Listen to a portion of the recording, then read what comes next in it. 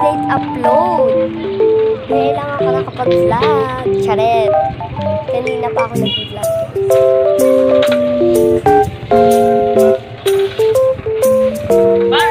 Bart ka din.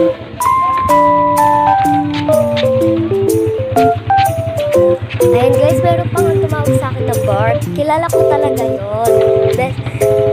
Kakilala yun ng kuya ko at kasama niya rin yun.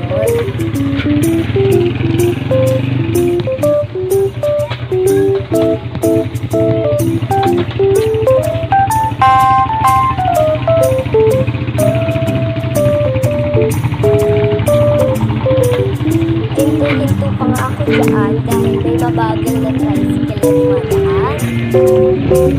Guys,